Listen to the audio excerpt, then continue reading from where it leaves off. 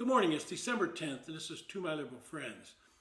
One of the viewers suggested I give some of my background and qualifications before I start the podcast today. I spent 42 years working in Washington, D.C. I was a legislative director in the U.S. Senate. For 10 years, I ran government relations for a Fortune 500 company and spent the rest of my time representing various clients before Congress and the executive branch. So, on to the podcast. When I lived in Fairfax, Virginia, we had an old saying, "Why did the chicken cross the road?" And the answer was to show the squirrel could be done. But once again, Congress is playing a game of chicken with the American public. Because split government prevented Congress from passing the individual appropriations bills, and some of that blame belongs to the House Freedom Caucus, they're once again up against a time deadline to keep the government funded. And I know that many people would say, just let it shut down. But I suspect they've not fully thought out the impact that might have for any length of time. Start missing things like Social Security checks and people are not going to be happy. Well, right now, Congress has a total of 9 working days to figure this problem out. Because of the Freedom Caucus, Speaker Mike Johnson will probably need a certain number of Democrats to pass a stopgap funding bill. The odds are he will bring up a bill that funds the government until March at the current levels.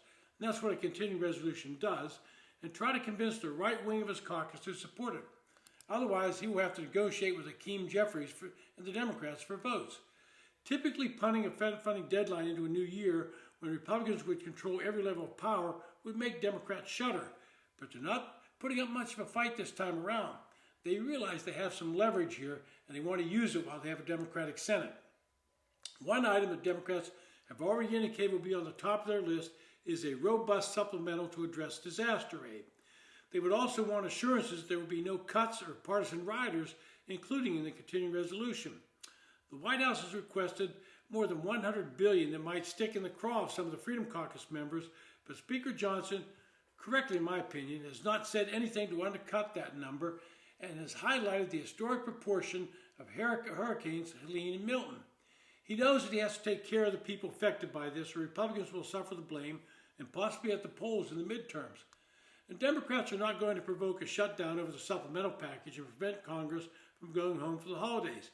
If the continuing resolution is clean, as lawmakers put it, they're going to get to work to keep the government open. But they are trying to negotiate for as much funding as they can to get the number requested by the White House, making it clear as priority that the funds reach the states impacted the most by natural disasters. Expect some last-minute dust-ups if this number comes in too low. And Republican appropriators have hinted that the supplemental funding total could be much less than what the White House requested. When asked for details on where the negotiations stood on Monday, appropriators on both sides said they weren't willing to share the top-line number, and that's a sign of potential trouble ahead. As for adding any other legislation, I think you can expect a couple of items to make an attempt to be added.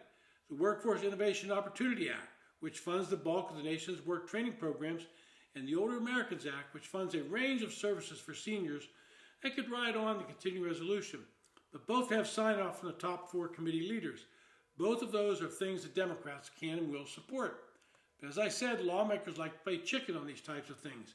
I would not expect to see any text of the bill until this weekend. They're required to release the bill by December 15th. That only gives them a few short days to review anything that might be in the bill, and they're not willing to support. That's also a problem for that. Congress also has to pass the National Defense Authorization Act. As currently agreed upon, it will be $489.2 billion. That stays within the 1% increase that was negotiated between Speaker McCarthy and Joe Biden.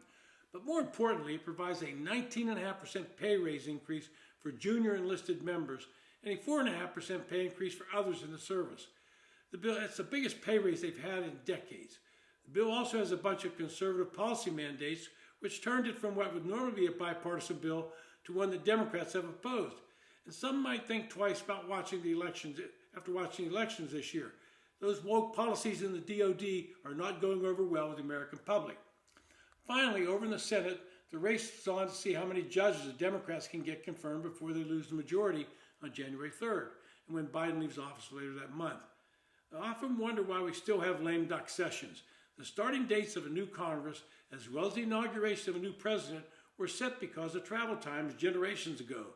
We used to wait until March to inaugurate the president, and that was moved to January. I understand that new members of Congress need a little time to get organized, What should occur is that Congress be mandated to finish up all business before the November elections. The next 2 months are purely for getting organized, and no legislation should be able to pass. Allowing members who are leaving Congress to vote now is having someone you cannot hold accountable, and we should end this practice immediately. Lame ducks should not exist. We don't need them, don't want them, and most people agree. Get your job done before the election's over. This has been To My Liberal Friends. Thanks for listening. If you enjoy the podcast, hit the subscribe button, and I hope you will.